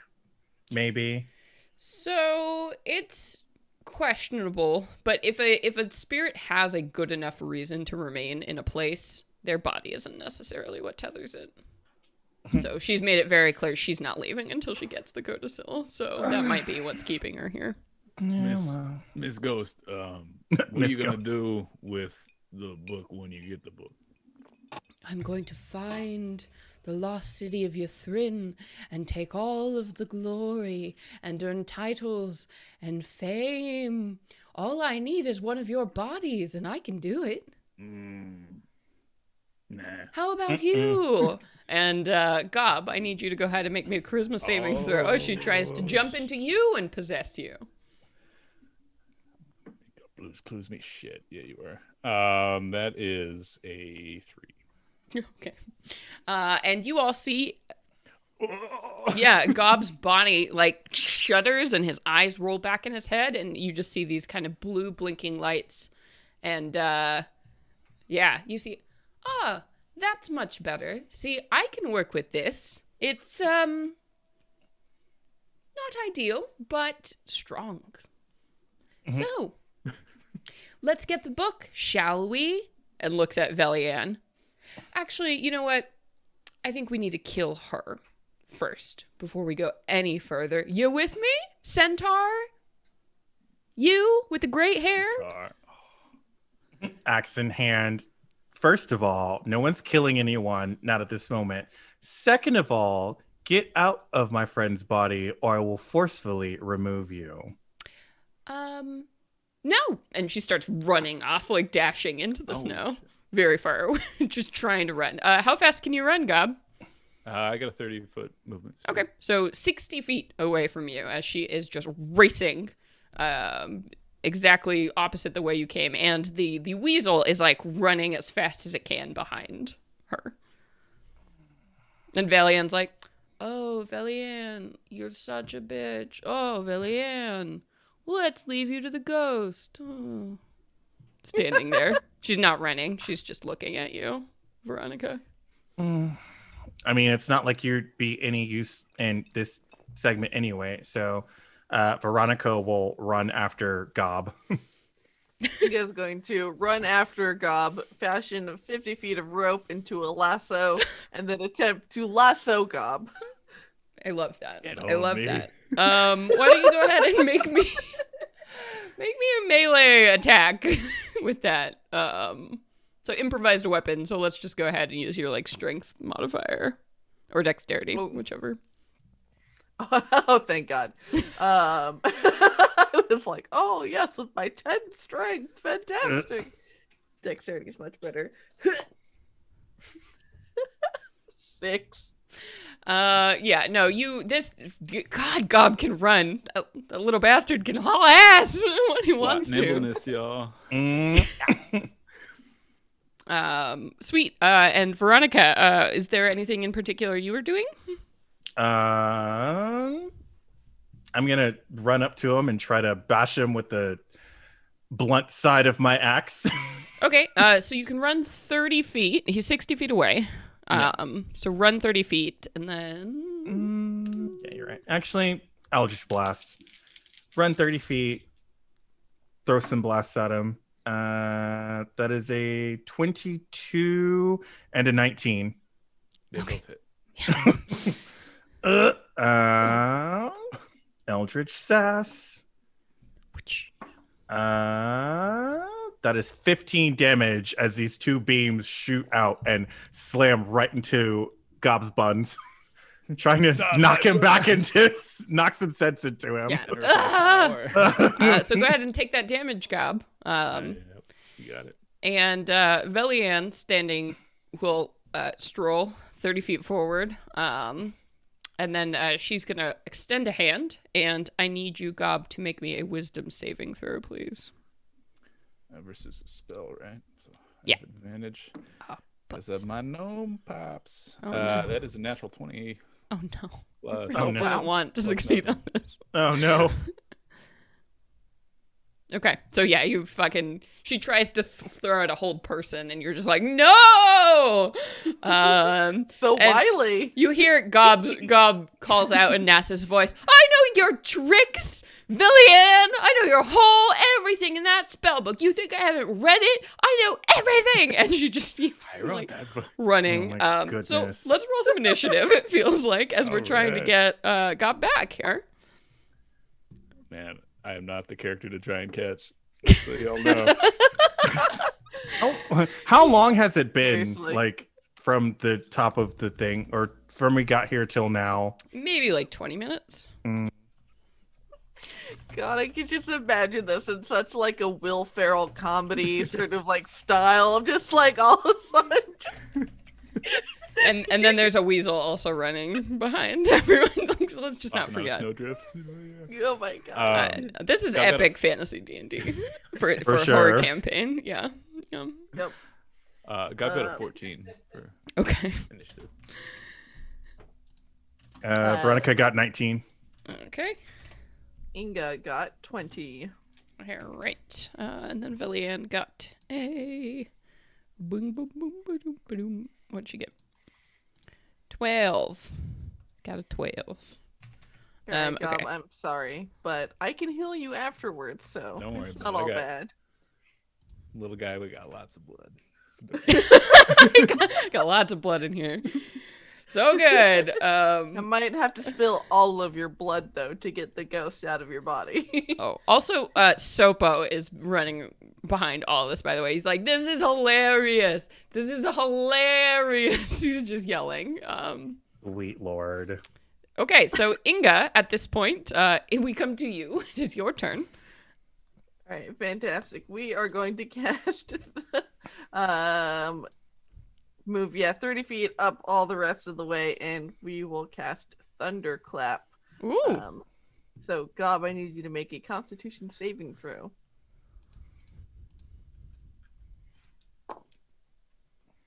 15? Oh, you beat. Dang. Yeah, I'm good at Damn you and your spell resistance. Damn you. Gas you!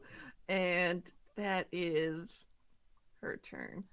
Okay, then that is going to bring us to Veronica. So you're 30 feet away. Oh, man. Yeah, I'm just going to run up and try to hit Gob in the face. Get out of my friend. Natural 20 for the first one. Oh, boy. Oh, no. Gob, I'm so sorry. It's fine. Oh God, 17. Well, 17 that's- hit? No? Oh, Oh no, natural 20. So that's 20 damage altogether. Whoa. As the flat part, like I try to swing at him, and at the last second it turns and just boop. It's like I'm playing croquet. Smack. All right. Right in the side of the head. Like, wake up! Bam! All right. Anything else? Second attack. Let's do it. Oh no. 19? Oh yeah. Oh god. That's 15 more damage. Oh, so good. It was so this is what it good. feels like. Huh? Oh. Yeah, this is what my monsters feel like. Ha ha ha. My ghost is loving fine. this. She's not taking any damage. Oh god. And as the last swing comes out, you see this like black kind of like ethereal cloak kind of surround Veronica. I'll use my Cloak of Flies ability. So god, I was like, is it the end of my turn? Maybe somewhat sort of. No, I think it's the start of Gob's turn. So yeah. That's it. Okay. But that does bring us to Gob. So it's the start of Gob's turn. And he takes 4 damage as this like ethereal cloak kind of like starts biting at him. Ouch. Owie. Okay. Do I? Oh, sorry, it's me. Yes. Well, actually, interesting. Can I do my ghost things in your body? I've never successfully possessed someone. Everyone, I've never seen this work before. This is We're fun. all learning today. This is fun for me. Yep. Ghost now controls the body. Yep. Can't be targeted by attack. But I mean, it controls the body. So, yeah. Gob, I think. Could you attack Veronica, please? Sure. I could also do a second win to get some HP back. Oh yeah, do that. As a bonus. You know what? Oh yeah, do that. You know what? You do. Nas knows all your moves. Run your turn optimally, please. So I get 14 HP back as I take a deep breath. And yeah, then I would turn and just wail into Veronica. That sounds pretty good. 2 attacks. Let's see. All right, so one is a 13 plus 9, 22. And hits, yep. And the other one is a 14, but if that doesn't hit, then I'll expend a superiority die to do a new maneuver, a precision attack to add a little extra spice. It technically does not hit, so burn that dice for me, Daddy. You got it. Plus 7 to that, so that's 21. Oh, yep. All right, so they both hit then, yeah? Yeah. This is fun. That's right. I don't need to make monsters to fight you when you all can fight each other. Fight each other, puppet! In my theater of cruelty! 9 plus 13, 22 points of damage coming back at you.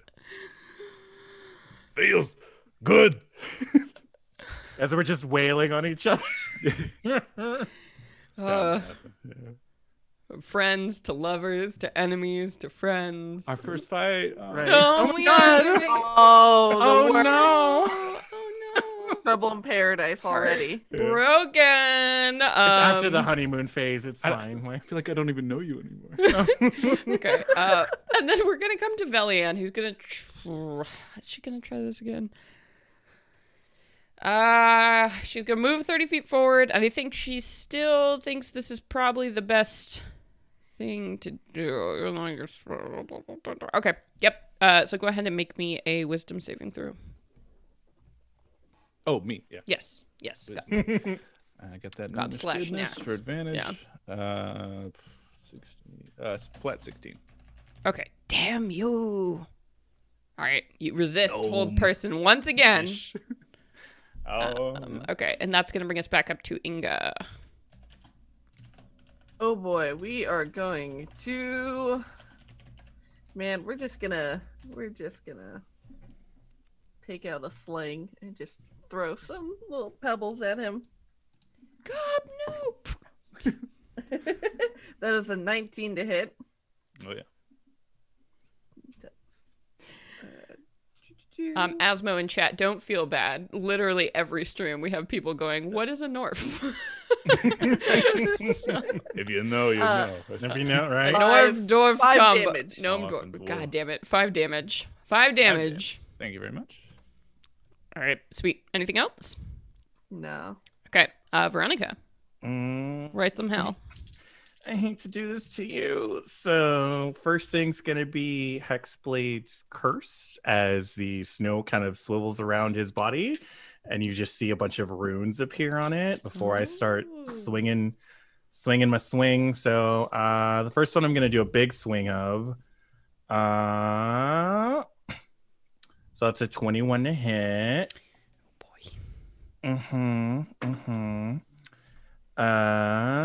That's 4, maybe, somewhat, sort of, kind of, yeah. 22.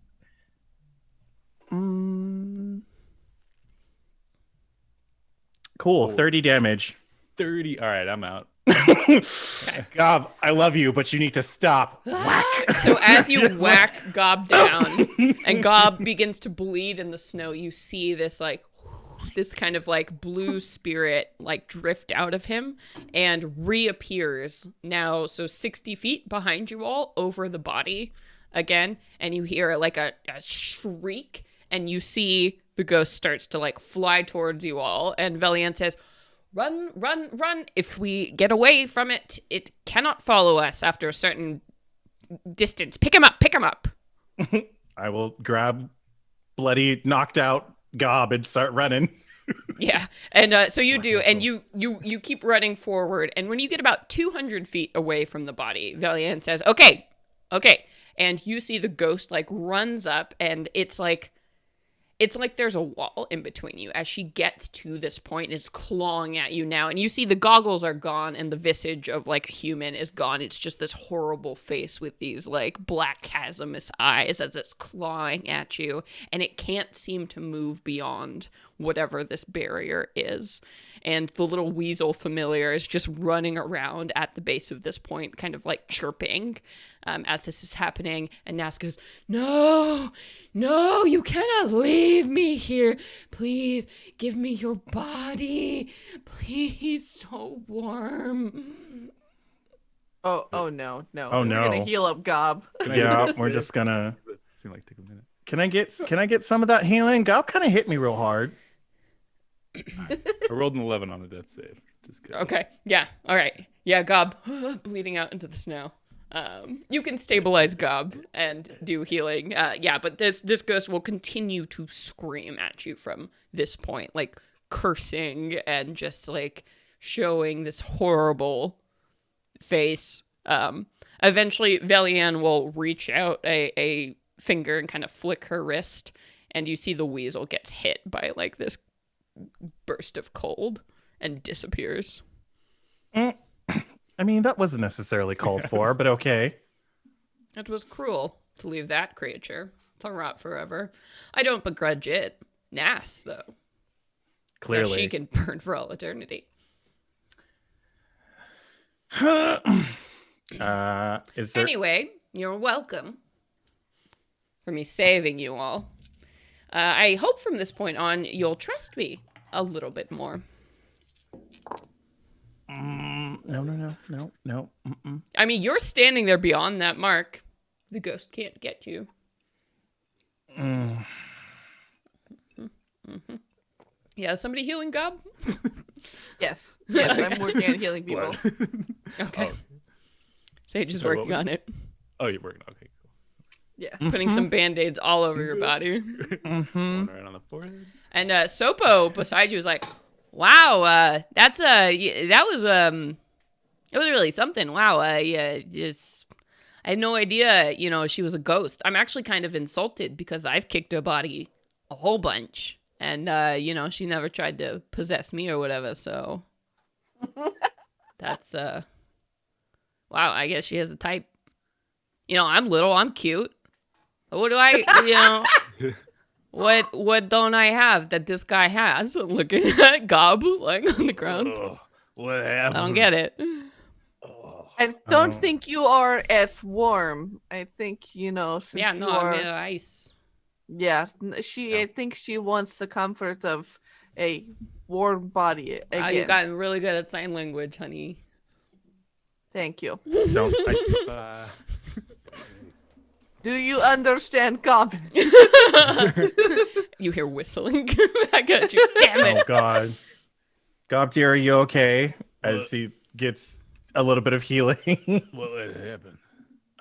You were possessed. There's a first time for everything, because I don't think that was something you've ever experienced. Oh man. Also, your punches hurt, as Veronica's like rubbing her side, like. Yeah. Oh. Can we is it breakfast time? At least we know you're back to normal now. Oh, sweetie. Oh, sweetie. Here, Okay. his stomach rumbling a little bit. You happy boy. Yeah. So is there any other path to go, or do we have to get past Ghosty McGee to get up to the No, major so she area? was on the far side of the island. So now that you've got the orb, there's no reason to go back over there, which is great. So if you would Great. like, Sopo can lead you to the fortress proper at this point. Probably be a good idea. Yeah. Yeah, no, yeah, if you keep doing stuff like this, Oral's definitely gonna notice. So Clearly.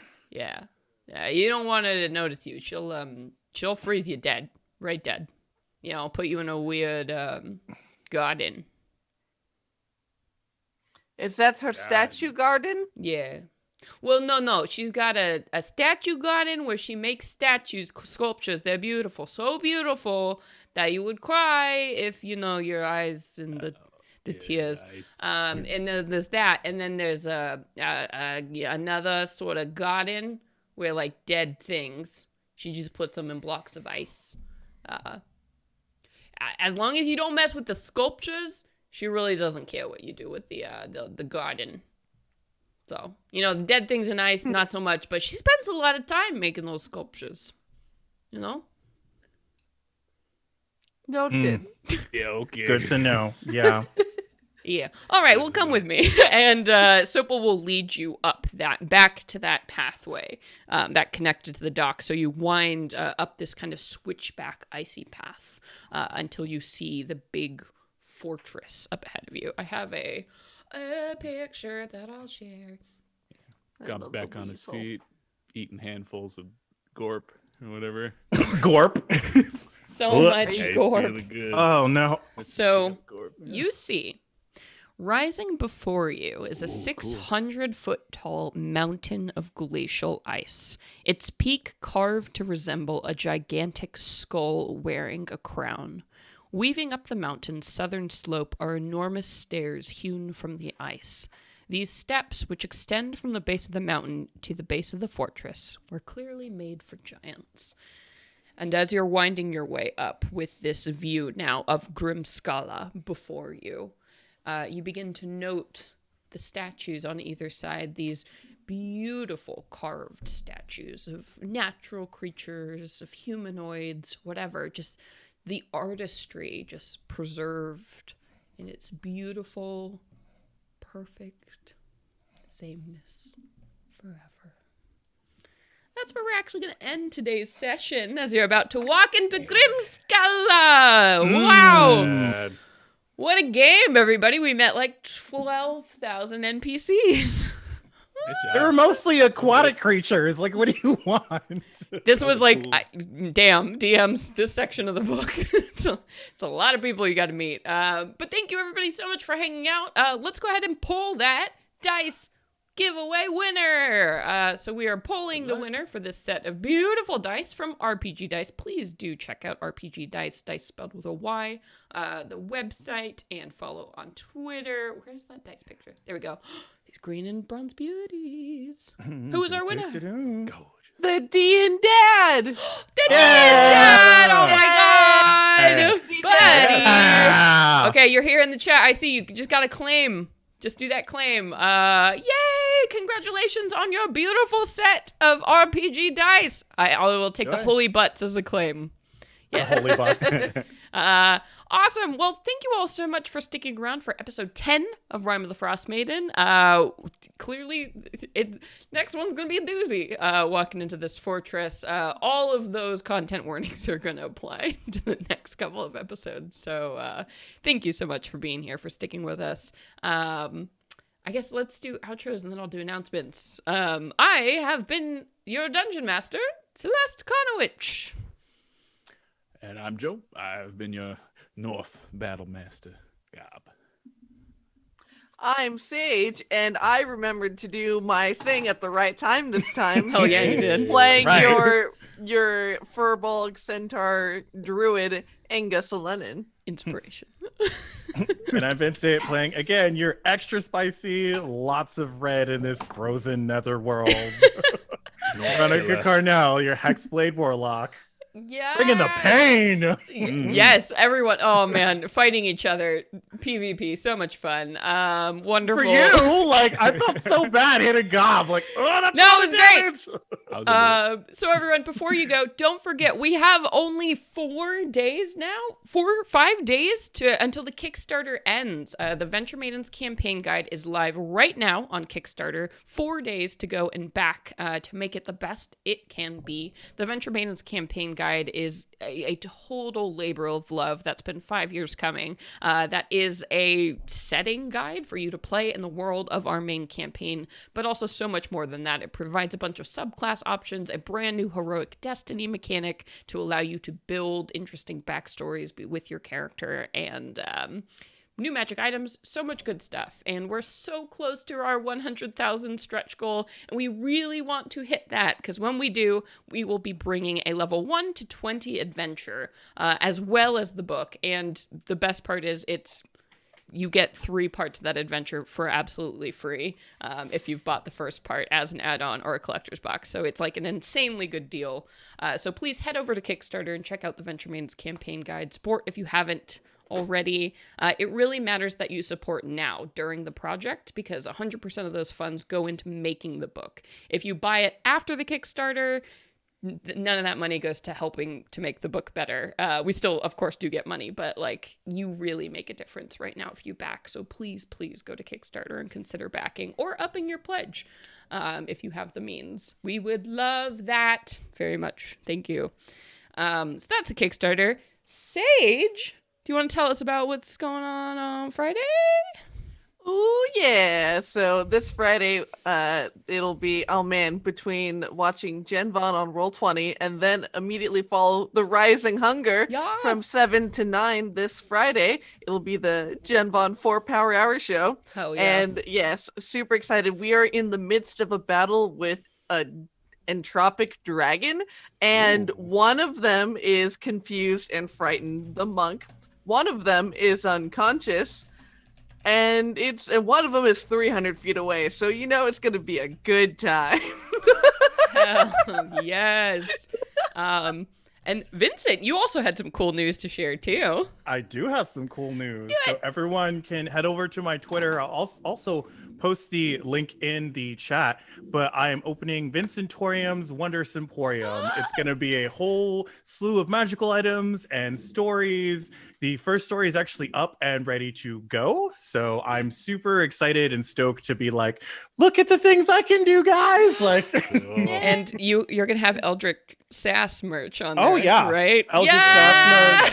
Sass merch. Yes. You have to go and get the Eldritch Sass. I'm going to immediately. They can be on underwear. That's my favorite bit. Like, yes. Yo. Yeah. Oh, That's Yes, happening. Absolutely. And also, you can catch us. Damn, we're doing a lot. On Sunday at 6 p.m. Pacific, when the Kickstarter ends, we are going to be live on the Venture Maidens channel right here, hosting kind of like a wrap-up stream. So Sage and I are going to be there, along with some of the folks from 2C Gaming, who are helping to make the book. So it's going to be a really cool opportunity to talk to like the whole creative team and ask like, what's up? How's the process going? Like, what are you doing now? What are you doing with my money? Come hang out. We're all gonna. What are you doing? We're all gonna Hookers eat and pizza. blow. Yeah, Like- hookers and blow. We're all gonna eat pizza, order hookers and blow, and It'd be great, yeah. Stream and answer your questions. So we would love to have you Sunday, 6 p.m. If you aren't doing anything for Mother's Day, this is where we will be. And then, of course, we're going to be dark next week, Wednesday, since we're on hiatus with main campaign until July. But, there's plenty of content to catch up on. And the first episode of this campaign will be dropping on our podcast feed on Sunday. So you can go back and relive all the precious moments of this campaign from here and then every other week on. So we'll be around. But that's it. That's the business. So until next time, everybody. Stay frosty! Stay